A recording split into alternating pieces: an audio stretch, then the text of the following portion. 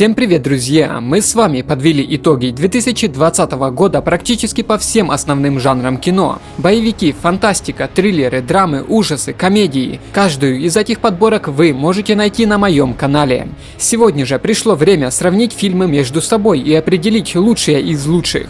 И пока другие каналы навскидку состряпали этот топ, я же обратился к рейтингам моих любимых 15 сайтов на более чем 10 языках. От Европы до Азии, от СНГ до Америки, чтобы узнать, какой фильм люди считают лучшим фильмом года. Подписывайтесь, усаживайтесь поудобнее. Погнали! Несомненно, одна из лучших экшн-картин этого года, которая показывает, каким должен быть современный боевик. Зрелищный и динамичный, с прекрасной операторской работой, Тайлер Рейк «Операция по спасению» заслуженно открывает наш топ. По сюжету в преступном мире разгорается противостояние между наркоторговцами, в результате чего похищают сына могущественного криминального босса из Индии. Операцию по спасению поручают Тайлеру Рейку, бесстрашному наемнику, который, полагаясь на свой опыт и профессиональные навыки, отправляется в самое сердце врага, чтобы спасти парнишку. Пригнись и побежали. Держись крепче!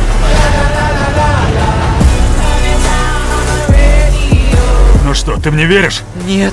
Хорошо.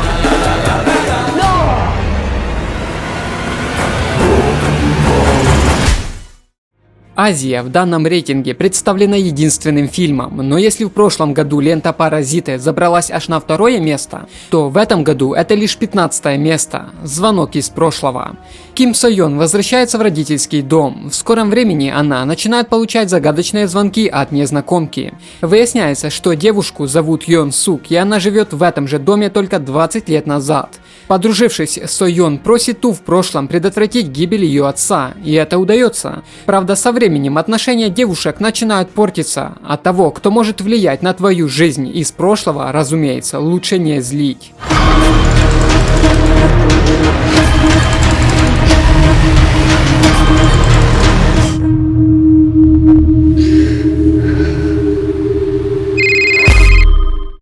Еще один фильм, умело обыгравший тему временных парадоксов, которые так нравятся многим зрителям. Легкая и забавная лента «Зависнуть в Палм-Спрингс». В центре истории Сара, приехавшая на свадьбу своей сестры. Познакомившись там с Найлзом, они уединяются в пустыне, где на них внезапно нападает незнакомец с луком. А на следующее утро девушка просыпается и понимает, что попала в тот же самый день. Найлз рассказывает ей, что он давно застрял во временной петле, и теперь парню предстоит объяснить Саре, как жить в повторяющейся реальности, а также скрываться от Роя, который устроил на него охоту. Что тут происходит? А ну, вылезай из воды! Зашла, значит, в пещеру. Мы во временной петле. Может, ты о такой слышала? Нет, я точно отсюда выберусь. Ну, как знаешь. До завтра! Я уже не раз замечал, что фильмы про собак русскоязычная аудитория оценивает особо высоко, что, собственно, и позволило данной картине оказаться в топе. «Зов предков».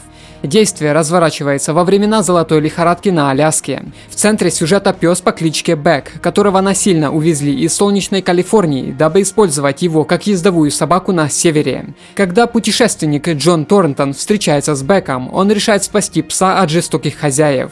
Вместе им предстоит отправиться в увлекательное путешествие по живописным просторам Юкона, где еще не ступала нога человека.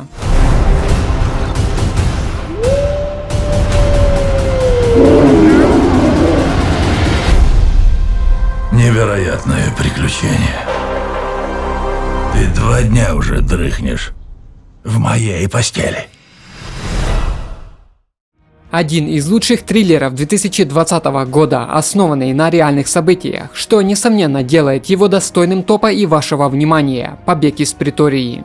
79-й год. Южноафриканская республика. Единомышленники Тим Дженкинс и Стивен Ли, распространяющие агитационные листовки, в которых критикуют действующую власть, оказываются схвачены полицией и после судебного разбирательства попадают за решетку. Не желая терять лучшие годы жизни в неволе, главные герои объединяются с другими политзаключенными, намереваясь совершить побег из самой охраняемой тюрьмы на континенте. Каждый, кто сюда попадает, считает, что сможет легко сбежать. Все бывает впервые. Вот и я о том же. Нам просто нужно изготовить очень сложный ключ и вставить его в замочную скважину с другой стороны железной двери толщиной в 7 сантиметров, к которой не подобраться. Мне нравится. Неспешный и жестокий, хорошо снятый фильм с шикарным актерским составом «Дьявол всегда здесь» занимает 11-ю строчку нашего рейтинга. Согласно сюжету, вернувшись домой после Второй мировой войны, Уиллард женится на Шарлотте, но девушка заболевает раком, а мужчина старается отмолить все свои грехи, позабыв о сыне. В это время знакомятся Карл и Сэнди, серийные убийцы. Посреди всего этого оказывается Арвин, сын Уилларда и Шарлотты, который растет вместе со сводной сестрой Ленорой. Это нелинейная повесть о жизни нескольких семей, чьи судьбы переплелись самым необычным образом. Именно наше наваждение вводит нас в грех. Наваждение!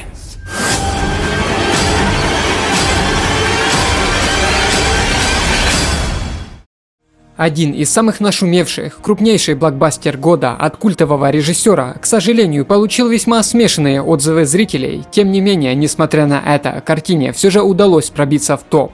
«Довод».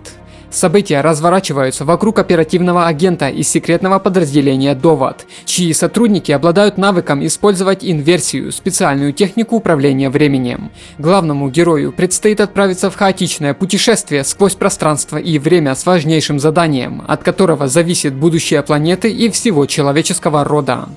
Ты должен начать смотреть на мир по-новому. Не пытайся понять.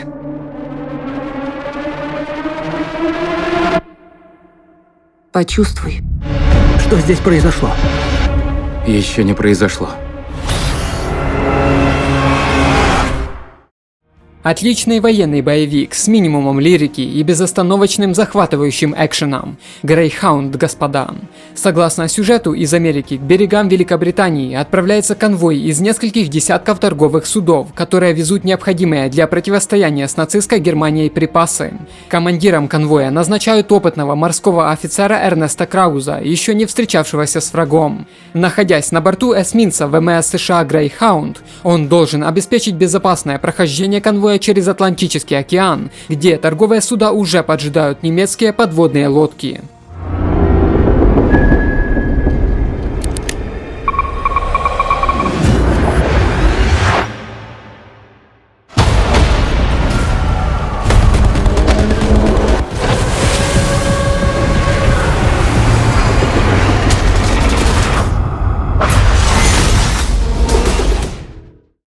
Отличная драма, основанная на реальных событиях, разумеется, стоящая вашего внимания. «Банкир».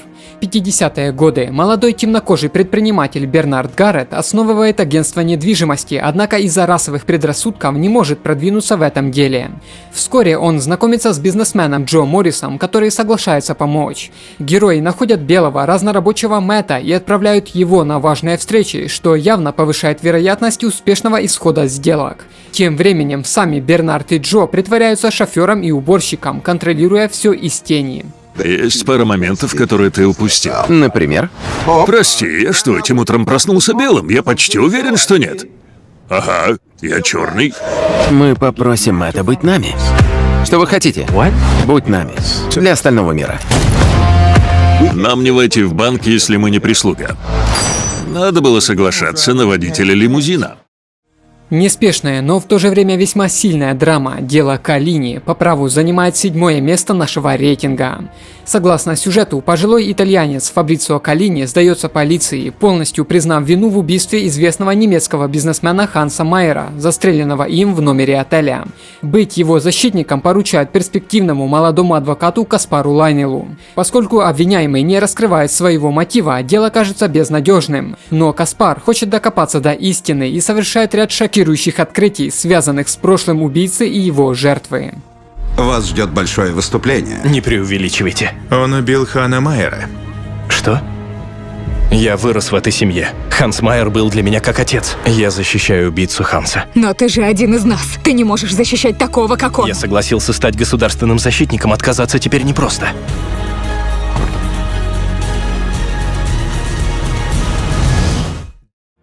продолжаем, и на очереди еще одна отличная жизнеутверждающая драма, и также на реальных событиях. Дело Ричарда Джоэла. Ричард живет вместе со своей матерью в Атланте, работает в частной охранной компании, коллекционирует оружие и регулярно посещает стрельбище. Одним вечером 96-го неизвестный сообщает о заложенной бомбе в парке столетия Олимпиады. Ричард находит подозрительный рюкзак и спешно эвакуирует людей, однако заряд успевает сдетонировать. Мужчина становится национальным героем, но вскоре ФБР и СМИ объявляют его главным подозреваемым в теракте. Всегда подозреваешь парня, который нашел бомбу, как и человека, который нашел труп. Джоэл соответствует профилю террориста-одиночки. Белый мужчина, неудачник, пытался стать полицейским и мечтал быть героем. В печать. Я не знаю, как тебя защитить. Я уверен, твой клиент виновен. Они свалят всю вину на тебя. Ты готов дать им отпор? Пятое место забирает себе остросюжетная драма от студии Netflix, которая пророчит как минимум номинацию на Оскар «Суд над Чикагской семеркой». По сюжету в августе 68-го в Чикаго съезд Демократической партии был встречен группой протестующих, которые выступали против войны во Вьетнаме. Вскоре они были разогнаны силами полиции, а несколько месяцев спустя 7 из них предстали перед судом, обвиняемые в организации массовых беспорядков. Суд хочет преподнести обвиняемым суровый урок, но сталкивается с давлением общественности, разделяющей идеи митингующих. Весь мир смотрит! Ты в порядке? Был, пока не увидел их. Вы приехали в Чикаго в надежде спровоцировать полицию на столкновение? Странно, что вы задумались. Дай мне минутку, друг. Меня еще ни разу не судили за мысли. Юридическая драма, основанная на реальных событиях. И если это описание показалось вам скучным, уверяю, это один из тех фильмов, которые вы смело можете смотреть. «Темные воды». Адвокат Роберт Биллот работает в крупной фирме по защите прав больших химических компаний. Как-то раз из чувства долга Биллот отправляется на ферму, где массово погиб скот, и приходит в шок от увиденного. Он решает расследовать дело и вскоре понимает, что страдают не только животные, но и люди. Адвокат подает в суд на корпорацию DuPont, настоящего гиганта химической промышленности США, что влечет за собой ряд последствий. На их стороне деньги и сила, власть и коррупция. Я это знаю, ибо сам был одним из них. Система сгнила насквозь. Они хотят, чтобы мы думали, мы под ее защитой. Мы защитим себя, мы сами. Один из моих любимых фильмов года – смелая сатира от непревзойденного Тайки Вайтити. «Кролик Джоджо» по праву награждается бронзой нашего рейтинга. Германия, 44-й год. 10-летний Джоджо – неуклюжий мальчик и страстный поклонник фюрера, который заводит воображаемого друга в образе Адольфа Гитлера. Однажды он отправляется в тренировочный лагерь, где старшие товарищи начинают подшучивать над неловким мальчиком. В результате он неудачно бросает гранату и попадает в больницу. Однако на этом его беды не заканчиваются. Дома он узнает, что его мать прячет еврейскую девочку. Еврейка! Я не боюсь, и мне кажется, тебе не стоит тут жить. Ладно? Не ладно. Какая грубиянка, да? И что будешь делать с этой еврейкой? Ты мне скажи. Я, что ли? У нас эксперт. Хватит совать мне сигареты! Мне 10! Прости, я просто нервничаю. Нашумевшая, высокооцененная лента, которая уже не раз фигурировала в различных достойных рейтингах. На сей раз это топ лучших фильмов 2020 года и заслуженное второе место – 1917. В результате успешного наступления британцам удалось оттеснить немцев, после чего решено продолжить атаку, чтобы закрепить преимущество. Но вскоре выясняется, что отступление немцев – это тактический маневр, призванный заманить войска в ловушку.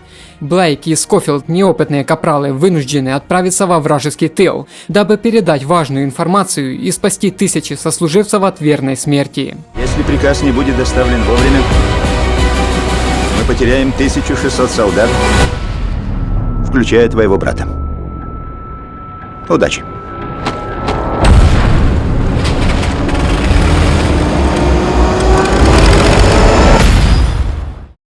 Итак, лучшим фильмом года становится «Барабанная дробь»,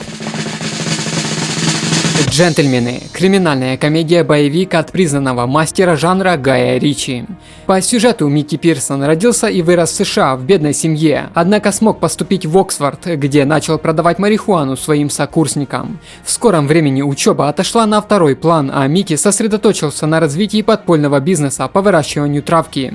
Став одним из самых влиятельных фигур Великобритании, он через некоторое время решает продать подпольный бизнес, но неожиданно сталкивается с серьезными проблемами.